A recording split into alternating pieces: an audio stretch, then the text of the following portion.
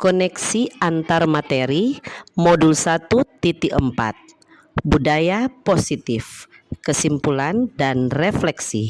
Saya Deborah RM Rory SPD, calon guru penggerak angkatan 9 Minahasa Selatan dari SMP Negeri 2 Amurang. Kesimpulan: sekolah memiliki penerapan disiplin yang bertujuan menciptakan lingkungan yang positif. Disiplin yang dibuat identik dengan peraturan yang disusun oleh guru sesuai keinginan guru sejak dulu. Seiring berkembangnya zaman, perlu dilihat kembali apakah masih efektif dan berpihak pada murid. Apakah murid paham dan termotivasi dari diri sendiri serta bertanggung jawab menjalani tindakan tersebut? Disiplin seyogyanya merupakan bagian penting untuk menciptakan suatu budaya positif dalam kehidupan. Dalam menciptakan budaya positif di sekolah, guru memiliki peran yang sangat penting sebagai penuntun. Melalui keteladanan, pemberian semangat dan dorongan bagi murid sesuai kodratnya. Hal ini sejalan dengan filosofi Ki Hajar Dewantara, Ing Ngarso Sung Tulada, Ing Madya Mangun Karso, dan Tutwuri Handayani.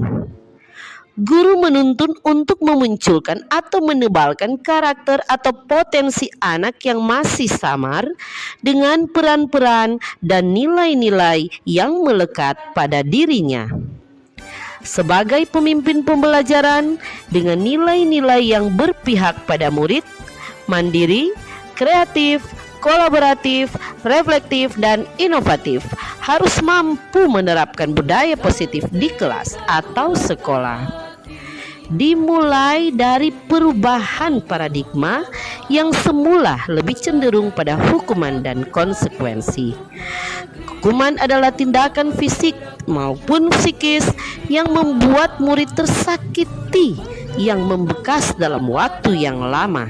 Sedangkan konsekuensi adalah tindakan yang harus terjadi sesuai dengan pelanggaran yang membuat murid tidak nyaman. Sekarang, restitusi, yaitu konsep disiplin positif yang merupakan proses menciptakan kondisi murid yang menyadari, termotivasi dari diri sendiri, bersemangat memperbaiki diri dengan solusi bersama, berdasarkan keyakinan dan kembali ke kelompoknya dengan karakter yang lebih kuat. Perubahan ini tidak selayaknya terjadi karena hukuman dan penghargaan tidak sesuai lagi untuk diterapkan, sebab dapat menghancurkan karakter atau potensi atau motivasi belajar murid. Penghargaan yang sesungguhnya ada pada pengalaman belajar itu sendiri. Proses ini pasti tidak mudah bagi anak atau murid dengan tahapan perkembangan dan perbedaan potensi. Mereka mungkin akan mengalami benturan atau masalah sebelum berhasil. Bagaimana anak atau murid mengetahui dirinya mengalami masalah? Kegiatan awal pembentukan budaya positif di sekolah adalah membuat keyakinan kelas atau sekolah. Keyakinan bukan aturan, tetapi nilai-nilai kebajikan yang diyakini dan disepakati bersama dengan murid dengan cara berdiskusi dan curah pendapat dengan menghasilkan kata-kata yang positif, singkat, dan mudah diingat. Ketika murid gagal melakukan keyakinan atau bermasalah, dalam hal ini guru dapat memilih posisi kontrol yang tepat. Ada 5 posisi kontrol yang diterapkan guru, yaitu penghukum, pembuat rasa bersalah, teman, pemantau, dan manajer.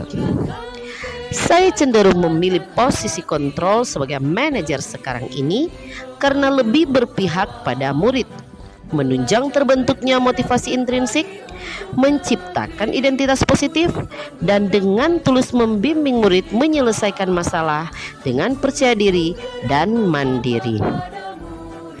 Untuk menunjang posisi kontrol manajer yang saya pilih, saya akan menerapkan segitiga restitusi dengan 3 tahapan, yaitu menstabilkan identitas murid yang gagal, karena kesalahan menjadi murid yang sukses. Kemudian memvalidasi tindakannya dengan memahami alasan yang mendasari perilakunya itu, yaitu adanya kebutuhan dasar yang sedang dipenuhi. Dan ketiga, mengingatkan pada keyakinan yang dibuat dengan membantu murid mendapatkan penyelesaian atas masalahnya sendiri dan kembali ke kelompoknya dengan nilai-nilai kebajikan yang semakin kuat. Keberhasilan penerapan konsep-konsep disiplin positif, motivasi intrinsik, keyakinan belajar, posisi kontrol, dan restitusi menentukan terciptanya budaya positif di sekolah. Dengan demikian, pencapaian visi saya berkualitas IMTAK dan IPTEK, wujudkan insan sehat bijaksana, cerdas inovatif, dan mampu bersaing, merdeka dan bahagia dapat terwujud. Berikut refleksi. Sejauh mana pemahaman saya tentang konsep-konsep inti yang saya pelajari di modul ini, yaitu disiplin positif, teori kontrol, teori motivasi, hukuman dan penghargaan, posisi kontrol guru, kebutuhan dasar manusia, keyakinan kelas, dan segitiga restitusi. Budaya positif dapat tercipta lewat sebuah proses yang dimulai dari pemahaman konsep-konsep inti, merubah pola pikir dan menerapkannya. Diawali pada disiplin positif yang tidak lagi identik dengan hukuman dan konsekuensi. Stimulus respons menjadi restitusi. Kemudian murid mampu memilih dan memegang kontrol atas tindakannya dengan motivasi intrinsik yang terbentuk, serta mengalami pembelajaran yang menyenangkan tanpa dibayang-bayangi dengan hukuman atau penghargaan. Guru dapat menjalankan perannya dengan posisi kontrol yang tepat dan berpihak pada murid untuk memahami pemenuhan kebutuhan dasar yang mendasari suatu tindakan, serta memfasilitasi pembuatan keyakinan bersama yang mengacu pada nilai-nilai kebajikan universal.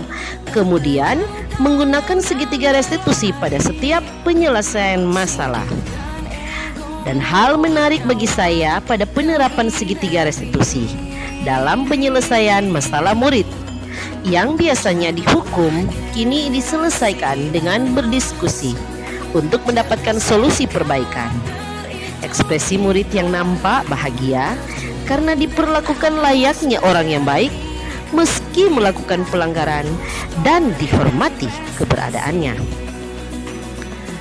Perubahan yang terjadi pada cara berpikir saya dalam menciptakan budaya positif di kelas maupun di sekolah setelah mempelajari modul ini adalah perubahan paradigma bahwa kepentingan murid yang utama, sehingga sedapat mungkin diupayakan murid nyaman dan senang berada di lingkungan sekolah yang positif karena kebutuhan atau hak-haknya dihormati, dimengerti, dan dilibatkan dalam segala hal.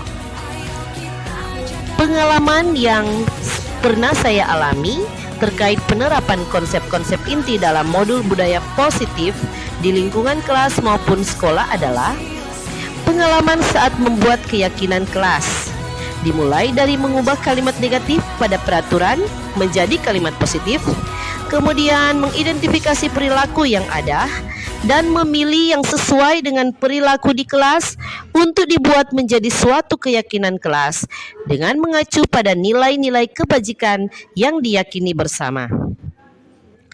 Perasaan saya ketika mengalami hal-hal tersebut adalah pada awalnya saya merasa canggung.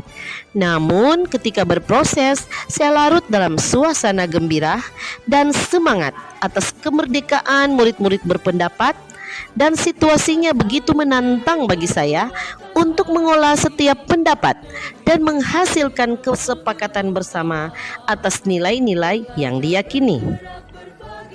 Menurut saya, terkait pengalaman dalam penerapan konsep-konsep inti tersebut, hal yang sudah baik yaitu keterlibatan murid dalam setiap proses, sehingga setiap keputusan atau kesepakatan dijalani bersama dengan tanggung jawab. Hal yang perlu diperbaiki adalah pada cara guru atau saya untuk lebih kreatif lagi, misalnya dapat menggunakan Jamboard. Dan untuk murid, yaitu dapat kontrol diri agar tetap sopan. Sebelum mempelajari modul ini, ketika berinteraksi dengan murid berdasarkan 5 posisi kontrol, posisi yang sering saya pakai adalah pembuat rasa bersalah dan penghukum. Dan perasaan saya saat itu, saya merasa percaya diri dan kurang peduli dengan perasaan murid. Karena menurut saya, posisi-posisi itu sudah benar dan membuat murid patuh. Nah, setelah saya mempelajari modul ini, saya memposisikan diri sebagai manajer dan teman. Perasaan saya sekarang menjadi lebih baik, peduli, dan pengertian dengan masalah murid. Perbedaannya ada pada pemikiran sebelumnya yang tidak berpihak pada murid. Sedangkan setelah mempelajari modul budaya positif ini, kepentingan murid yang utama. Sehingga posisi kontrol yang dipakai berbeda dan secara otomatis berbeda pula perasaan maupun tindakan terhadap murid. Sebelum mempelajari modul ini, sebenarnya saya pernah menerapkan segitiga restitusi ketika menghadapi masalah murid, namun tidak sempurna tahapannya. Saya cenderung pada tahap pertama saja, yaitu menstabilkan identitas untuk membujuk murid berkata jujur.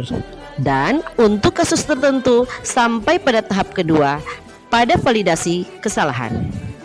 Namun saat teridentifikasi siapa yang salah, posisi penghukum dan pembuat rasa bersalah dijalankan. Selain konsep-konsep yang disampaikan dalam modul ini, ada hal lain yang menurut saya penting untuk dipelajari dalam proses menciptakan budaya positif baik di lingkungan kelas maupun sekolah, yaitu sosiokultural yang ada di masyarakat dapat dijadikan referensi budaya positif di lingkungan sekolah. Misalnya berbahasa daerah, saling memberi hormat, gotong royong, dan tarian daerah, dan nilai-nilai budi pekerti yang terbentuk dari keluarga. Semua saling berkolaborasi menciptakan budaya positif untuk perkembangan murid yang merdeka dan bahagia.